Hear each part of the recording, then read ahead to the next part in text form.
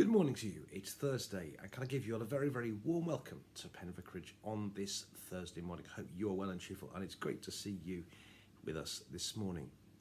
If I may give a quick plug, a week today, that's next Thursday, we're starting our Zoom Alpha course. It's a course all about the basics of the Christian faith. Who is Jesus? Why did he die? What about the church? And so on. Whether you want a refresher, whether you want to find out more about the faith because you want to find out more about the faith, whether you want to confirm, whatever it may be. If you want to come and join us, please let the office know or send us a message. I will send you a Zoom invitation. But next Thursday, starting at 8 o'clock in the evening. But for our readings, we are working our way through the wonderful and amazing Gospel of John. We're in chapter 4 and the second half, part 2, you might say, of this wonderful encounter between Jesus and the Samaritan woman at the well. To recap from yesterday, Jesus is on a journey from Judea in the south to Galilee in the north, and he goes through Samaria, and he's tired and he's hungry and thirsty, no doubt, and so he stops and goes for a bit of a rest at this well, Jacob's well. Also, at the same time, this Samaritan woman, and bear in mind, Samaritans and Jews like Jesus Jews of which Jesus was one, they hated each other at the time, had done for the best part of 1,000 years, and she has to come and she wants to draw water. She's also got, shall we say, a rather interesting private life. She's had 5 husbands already, and the chap she's with now is not a husband, if you see what I mean. And I guess she's probably hoping not to meet anybody, but she meets Jesus. And despite the racial difference, despite the fact that they shouldn't have liked each other, the fact that she was a single woman and he was a man, despite the fact that all her reputation and so on, they have a conversation. And during this conversation, it becomes clear that Jesus knows all about her. And Jesus somehow, I think Jesus knows all about her supernaturally, and he knows that she's had these 5 husbands, and he knows all about her. And she's absolutely bowled over. And we pick up the story just as the disciples who'd been sent off to go and get some food come back. Here goes. John chapter 4, beginning at verse 27. Just then his disciples came. They were astonished that he was speaking with a woman. But no one said, "What do you want?" or "Why are you speaking with her?" Then the woman left her water jar and went back to the city. She said to the people, "Come and see a man who told me everything I've ever done. He can't be the Messiah, can he?" They left the city and went on their way to him. Meanwhile, the disciples were urging him, "Rabbi, eat something." But he said to them, "I have food to eat that you do not know about." So the disciples said to one another, "Surely no one's brought in something to eat?" Jesus said to them, "My food is to do the will of him who sent me and to complete his work. Do you not say, 4 months more and there comes the harvest? But I tell you, look around you and see how the fields are ripe for harvesting. The reaper is already receiving wages and is gathering fruit for eternal life, so that sower and reaper may rejoice together. For here the saying holds true, one sows and another reaps. I sent you to reap for that which you did not labour. Others have laboured, and you have entered into their labour." Many Samaritans from the city believed in him because of the woman's testimony. "He told me everything I'd ever done. Everything I'd ever done." So when the Samaritans came to him, they asked him to stay with them, and he stayed there 2 days. And many more believed because of his word. They said to the woman, "It's no longer because of what you said that we believe, for we've heard for ourselves, and we know that this is truly the Saviour of the world." And this is the word of the Lord. Thanks be to God. Well, I think this is, as I say, again, as yesterday, this is a fascinating reading, and there's many, many things we could say. I think the thing I want us to bring out this morning is really all about faith sharing, because the woman, has a conversation with Jesus, and in this conversation, Jesus knows that she's had these 5 husbands, and bear in mind, he's not been there before, as far as we're aware, and she's absolutely bowled over by this. And she's so excited by this that she goes to Sychar, the city, and tells all her friends about it. What I think is interesting about this is, why does she tell people about Jesus? She doesn't do it because she's been on the latest evangelism training course.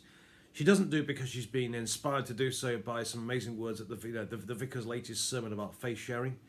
Nor, certainly, she doesn't do it because she's worried about getting a few more people in church so we can keep the churches going after lockdown. None of the above. She goes and tells people about Jesus because she's so bowled over by what she's heard. She's so bowled over by what she's seen. She's so excited about meeting Jesus. Could this be the Messiah? He told me everything I've ever done. She's so bowled over about it.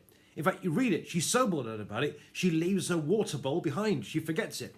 Yeah, she'd been so thirsty, gone to get water, but she's so excited about Jesus that she leaves the water bowl behind. She forgets her bowl, goes into the city and tells her friends about Jesus.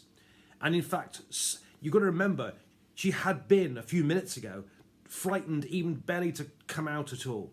And yet she was so transformed. She's so excited about Jesus, she goes and tells everybody about it. And what's more, they're so amazed by her change. They're so amazed by her sincerity that actually they believe her and they come out and see Jesus for themselves. So that's the first thing. Their inspiration, their motivation for sharing their faith is not because of any guilt or whatever. She does it because she's bowled over about Jesus. And my friends, I hope that we can get some of that as well. I hope that we can also be inspired and enthralled by Jesus. And that's what motivates us to share our faith with others. The second thing is, Jesus has this conversation with his disciples because they've come back by the stage, all about sowing and reaping and food and all that sort of stuff. And I think the sowing and reaping tells us, actually, that sharing our faith is a team effort. It's not something we do together. That, as Paul says in 1 Corinthians, looked at a few days ago, I sowed, Apollos watered, and somebody else reaps, sort of thing. That actually one person shares the faith. Other people there are there to help people become Christians, and other people to help people grow as Christians, and so on, and help people become more Christian, and so on. It's a group effort. So one person shares the faith, you might say, tells people about Christ. Somebody else will then say, help lead people to become Christians, and so on. That it's a team effort, that one sows and another reaps. Because what he's saying here is, just as he's having a conversation with the disciples, these Samaritans come out of the city because they're so enthralled, they want to see Jesus for themselves. And what he's saying to the disciples is, the woman has sown, other people have sown, okay? Other people have shared the faith. You're now going to reap the rewards of this. So faith sharing and encouraging people in Christian discipleship and so on is very much a team effort. One person sows, another one reaps, but we do it together. That's the second thing. So firstly, we've got the woman's fired up because she's so enthralled by Jesus. Second thing, we've got faith sharing and just growing and so on is very much a team effort, that we all have our different parts to play in it. And one person sows, another person reaps, and so on. And that's what he's saying there.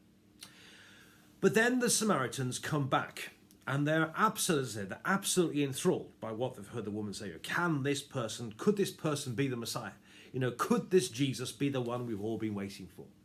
And they ask Jesus to come and stay, and he does, and he stays in Sychar for a couple of days with them. And in the end, there's a change, and they say to the woman, they say, we believe. No longer do we believe because of what you told us. We believe because we've seen for ourselves. And I think that's also something very important for us in our Christian faith as well. That Christian faith cannot remain a thing which is done in the third person, in the third party, if you know what I mean. We hear the good news about Jesus, but the important thing is we need to discover it for ourselves. The woman told the Samaritans, could this be the Messiah? This amazing way, look at what he's done. But they had to discover Jesus for themselves. And that's very important for us too. That we have to share our faith, but also people have to be allowed to discover Jesus for themselves in their own way. They need to work out for themselves that Jesus Christ is who Jesus says he is. We can tell people about faith as much as we like, but at the end of the day, people need to be able to discover it for themselves. We need to be able to say to people, come and see, come and meet Jesus for yourself. So it no longer becomes something which is done third hand, which is all about what we've heard from somebody else. It needs to be something which we discover for ourselves. So this is the second half of this deeply wonderful encounter with the Samaritan woman, which I could say so much about.